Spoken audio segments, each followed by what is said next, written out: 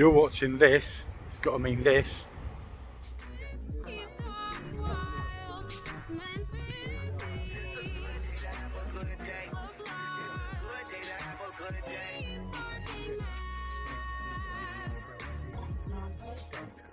I couldn't have said it better myself.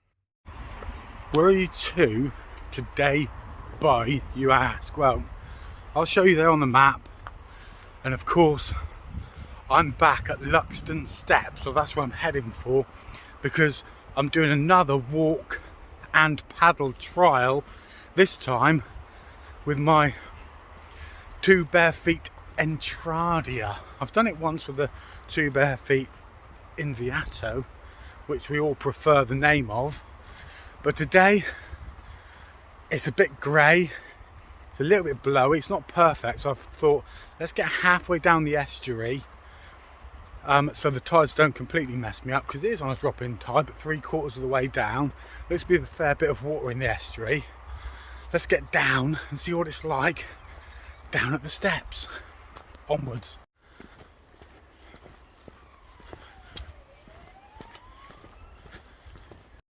So folks, I've said this before and I'll say it again. On occasion, it's quite good to have a board in something like a dry bag and just get out and add that walking element to your paddleboarding session.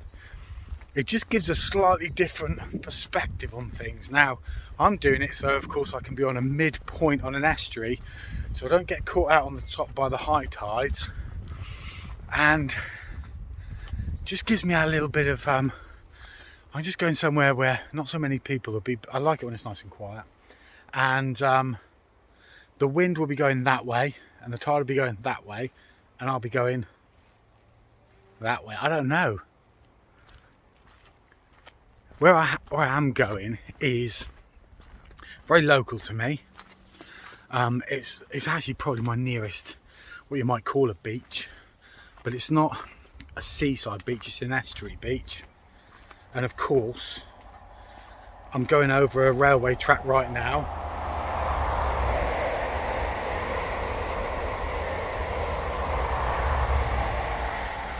What was it? What was it? What was it? It was gone. Gone in the blink of an eye. It might have been our favourite, it might not. So to show you where we are, Luxton Steps, opposite Coombe pub, upstream from Flow Point, downstream from Red Rock. I haven't even sussed out where I'm going to go in terms of, I haven't planned the route, and I was going to go somewhere else, but it just saved me a bit of driving. It just seemed really convenient, and now I'm here, the smell of the estuary, it's lovely, it is beautiful. Let's get on that beach. It's lumpy, it's bumpy. There's quite a stiff breeze coming in off the sea, heading towards me. That is Teignmouth in the distance, so that's where I'm going to head. There's still a fair bit of water, and actually the channel's reasonably deep through this section here. When you do come up to Luxton Steps, just mind that big old bit of lump of wood there. It's about 4 foot high, and it can be just hiding under that surface. So as we can see, Coombe there, and we head along. Now I know the wind will fan out, so I'm not going to really be able to hide from it, but you know, it's June, it's summertime, I've got to crack on. I can't be bothered with just staying indoors because it's a bit miserable and a bit blowy. Let's get out on the water, let's pump the board up first. Only takes 7 or 8 minutes, won't it? It's nothing. Come on Steve Dog, pull your finger out.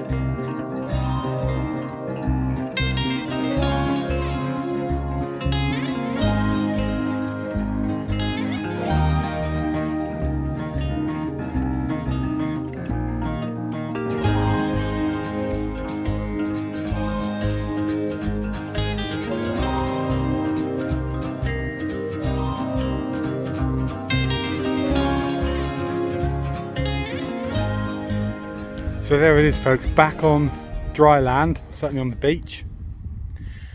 Was it worth it? The answer is undoubtedly yes. So I headed out to start with, following the tide, but the wind that was coming in was ferocious and it was quite choppy out there and I could hardly turn the board. So to start with, I just on my knees, okay? Let's just show you what I did. So I kind of headed through this section here and out that way and then back in. So the wind was just getting the front of the board, taking me out to the side, and then in the distance there's a marker. We've seen the cormorant stand on it, a green triangular marker, comes way out of the water. So I got that far, but in this area in here, I don't want to go put my finger there too long because it'll change focus, but in that area I was getting shelter on the water surface from flow point, believe it or not. So it was actually quite calm on the surface, so there was ferocious wind into me, but I just kept moving forward and I could see that I was heading forward at a slow but sure rate, and it was quite therapeutic out there. And then I got around the point and it was amazing, because when I got around the point, folks, I then had the wind in my back and the waves with me. I was going against the tide, quite a strong tide as well actually, but I was doing what they call downwinding to a very minimal amount. So the 6-inch thick ice up, being a wide oak board as well, is going to catch the wind. Well, the wind was pushing me home basically, and the waves as well, so you're kind of going along, and they call it downwinding, and it's a proper discipline. You get people racing from island to island or racing across the coast, or long old stints in estuaries in real savage conditions with big waves and all sorts.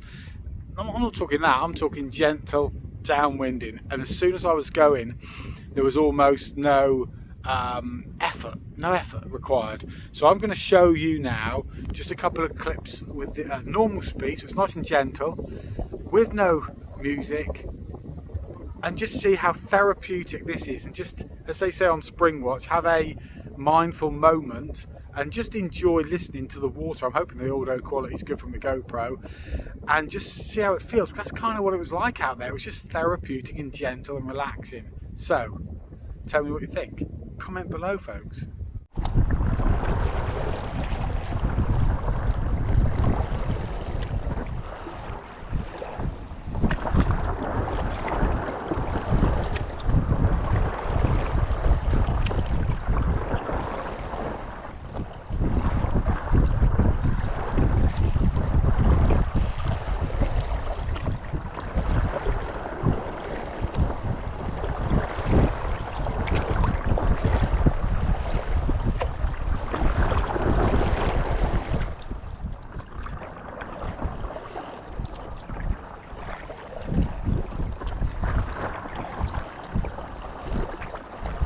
Time to head back to the car.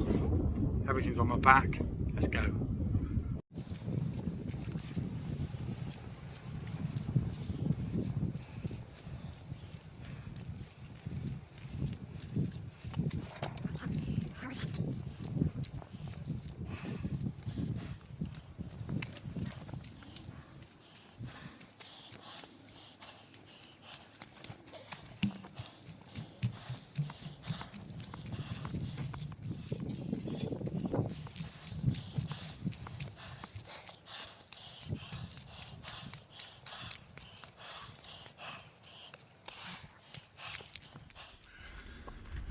So folks, there you go, up the Luxton Steps, rattling now across the field. Beautiful summer's afternoon. It's not beautiful, but look, you've got all the rapeseed flowers there in the hedgerow. You can hear the chiff chaff in the distance. It's an overcast day, it's a rainy day, you can see that, but it's not cold. It's summertime. It's local to me, so I've got the opportunity. So I think this is what you need to do, folks. If in doubt, get out.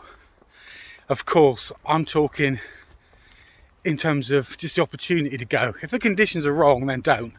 But if you've got a chance, you're debating, the conditions are right, but maybe it's a bit grey in the sky, Well, that doesn't really affect you too much, does it? And if you've got to walk a little bit, well, come on. We all spend too much time on the settees anyway, don't we? So let's get out, even if it's just for a walk and you don't go paddleboarding, even if it's just to go and have a look. Hope you enjoyed that quick video. Catch you guys on the next paddleboarding, schmaddleboarding flip side.